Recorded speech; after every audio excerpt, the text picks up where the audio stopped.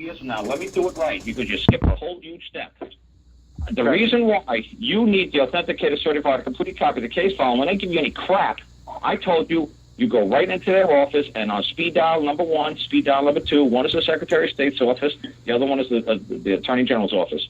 And you say it right in front of that court clerk lady. You said, hang on a second. Hang on, honey. I got to make a phone call here real good. Are you going to give me a copy of that case file? A certified complete copy? Oh, no? Hang on a second. Speed dial number 1. Yeah, Secretary of State's office, can I help you? It's like, yeah, I'm down here in Picayune County courthouse, and there's a court clerk here, man, who's interfering with my right to access this public court. And my case is in there, and I need a copy of it. And she said she refuses to grant my wish. Would you like to go up to her? And then I said, if that Secretary of State don't, I said, do speed number 2. Do the Attorney General's office. And then tell the Attorney General. Now, would you like to tell her? Because the Attorney General, Mister, you're prosecuting me, right, as Attorney General? No, your assistant Attorney General. Okay, you know what I'm saying, Mr. Attorney General. One of your assistants is prosecuting me out here in Picayune County. So he has the right to walk into this court building, walk past this bulletproof glass window, and he could put his hands on that case file and touch every damn thing, every piece of freaking paper he wants. He could scan everything, touch things, move things, arrange. He could do whatever hell he wants.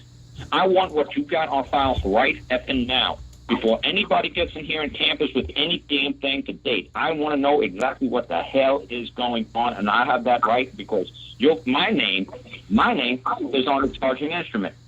I'm a kid. My kid.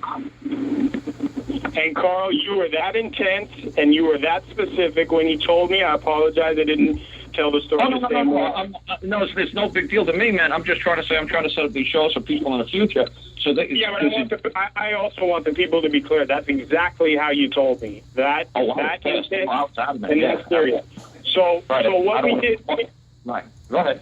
It didn't go down exactly the same because we did attempt to call the Secretary of State. They directed us to different parties. However, we did it the way we asked to do it the same way you did it, and we got the end result. So it worked a little bit different, but you are correct. That's exactly what you told us to do, and that got us the result that we needed. So I now have a authenticated, certified, complete copy of the case file, and it is void of most signatures. There's nothing signed under penalty of perjury, and I believe, I understand where you're going. I just don't understand completely how to hold their feet to the fire in that situation. Where's the warrant at?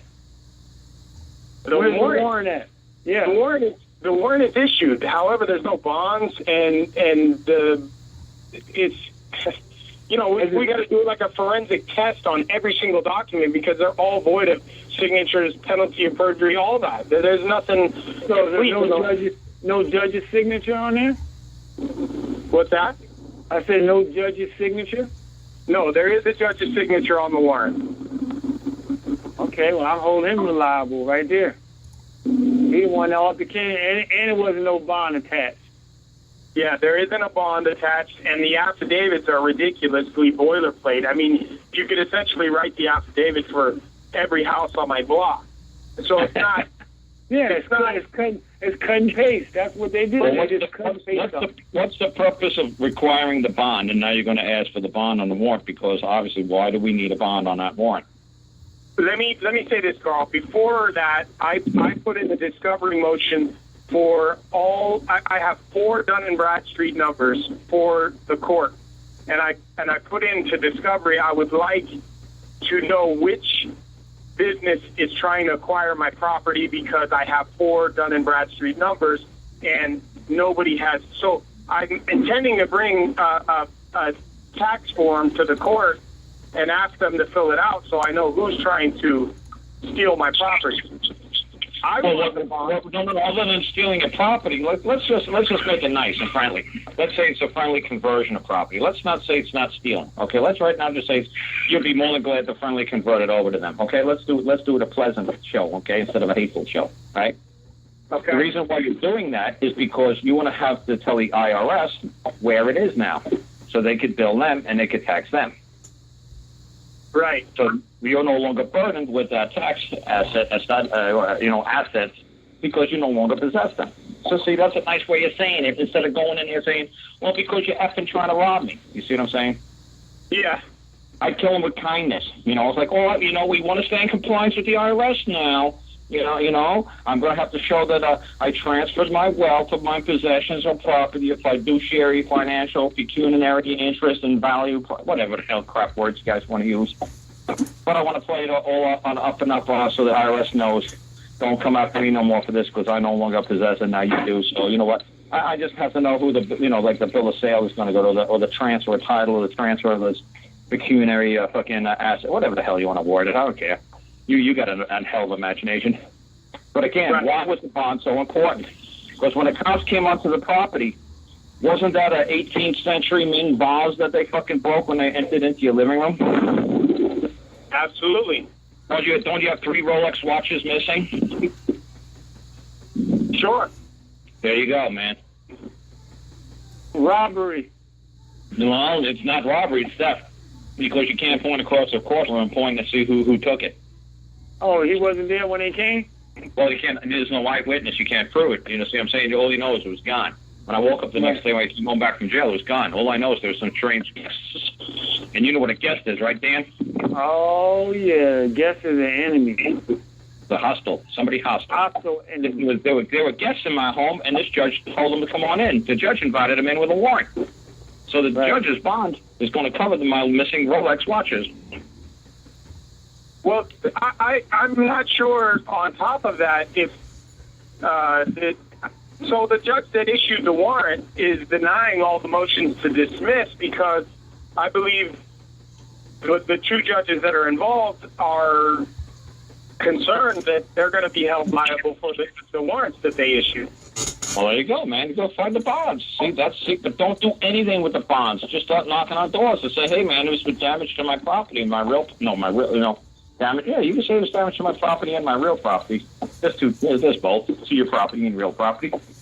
And I want to place a claim, and I'm going to put a lien on a bond.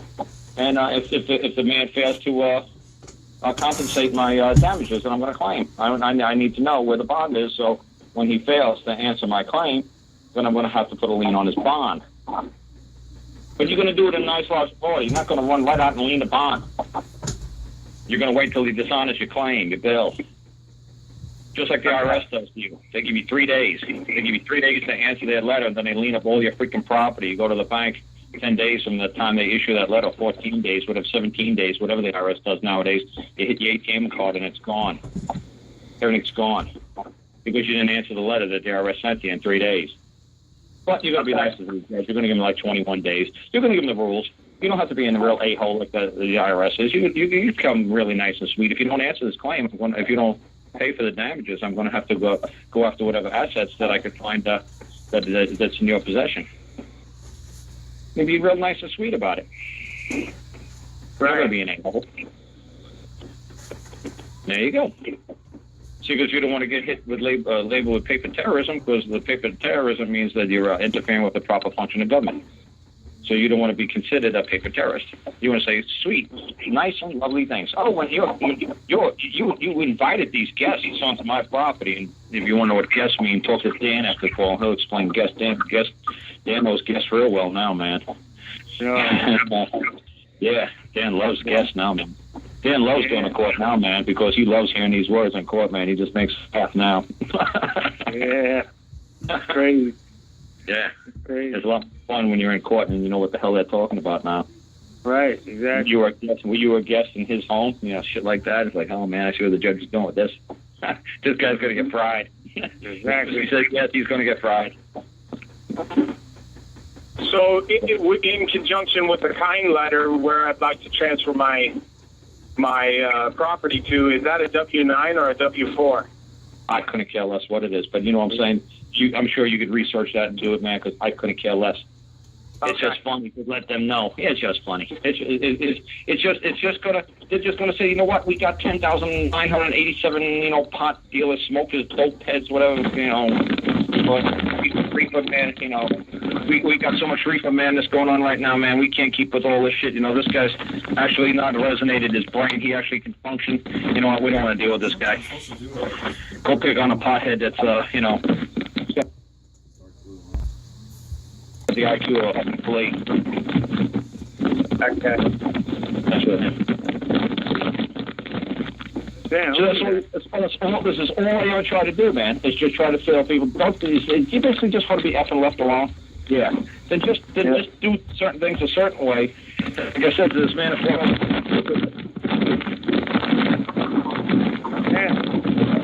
want him and his damn dog to be left alone. He's sorry that his dog attacked somebody else's dog. Pay the damn damages and, you know what, go on with your damn day. You know, what's with this $515 licensing fee every year? That's bullshit. Yeah. You know, but like I said, you're an honor, and you're going to pay him $515, $141 a day. So there you go. You know, you're going to stay honorable, and you're going to pay them their damn $1.41, and their damn $515 over a year. So what?